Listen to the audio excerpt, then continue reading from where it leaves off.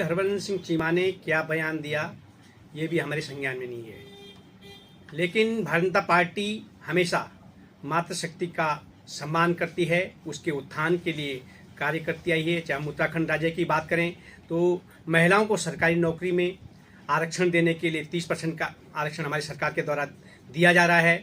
इसके साथ ही चाहे पंचायत हो, नगर निकाय चुनाव हो, उसमें भी हमारी सरकार के द्वारा मातृशक्ति के उत्थान के लिए 50% का आरक्षण इस राज्य में दिया जाता है। इसके साथ ही केंद्र सरकार के द्वारा भी महिलाओं के उत्थान के लिए अनेकों योजनाएं चलाई जा रही हैं और उनको सशक्त करने के लिए केंद्र सरकार के द्वारा भी 30% आरक्षण देने की कानून पास किया गया है। इसके साथ ही हर भारतीय जनता पार्टी का कार्यकर्ता मातृशक्ति का सम्मान के लिए काम करता है, उनके उत्थान के लिए प्रयास करते हैं।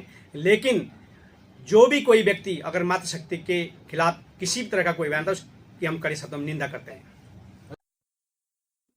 जो चीमा जी का बयान आया इस तरीके से मैं बहुत ही निंदा करती हूँ इस बयान की। चीमा जी को शायद डेटा का पता नहीं है। उत्तराखंड देवभूमि में अधिकांश जो गैंग रेप और नृशंस हत्याएं हो रही हैं वो नाबालिगों की हो रही हैं।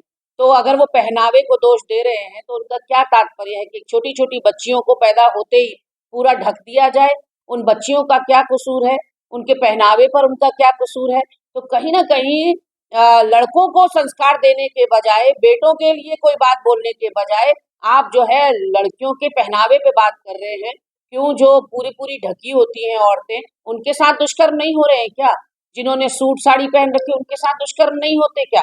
तो ऐसे में ये एक संकीर्ण मानसिकता का परिचय चीमा जी ने दिया है और जो लोग ये करते हैं वो विकृत मानसिकता के लोग होते हैं। ये चीमा जी को समझना होगा कि वो नॉर्मल ह्यूमन बीइंग्स नहीं होते जो महिलाओं को केवल उपभोग की वस्तु समझते हैं, केवल वासना की दृष्टि से देखते हैं और जिनकी अपब्रिंगिंग बहुत ही ज्यादा खराब होती है, उसी तरह के लोग इस तरह की चीजें करते हैं और समाज में ऐसे लोगों की कोई जगह नहीं होनी चाहिए। अगर चीमा जी आगे आकर इन महिला अपराधों के विरोध में कुछ बोलते, इन महिलाओं के साथ खड़े दिखते, तब तो कोई बात होती, लेकिन सीधे महिलाओं को ही उनके पहनावे को दोष देना निश्चित रूप से मैं मानती हूँ कि बहुत ही ज्यादा निंदनीय है।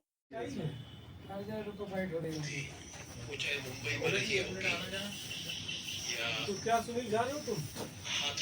आपसे बात कर ली, फिर भी नहीं हो रहा है, तुम कह रहे हो कि नंबर उसी के बाप ने तो बोला है। हाँ, उसी बाप नहीं तो कहाँ क्यों गलत हो गया है?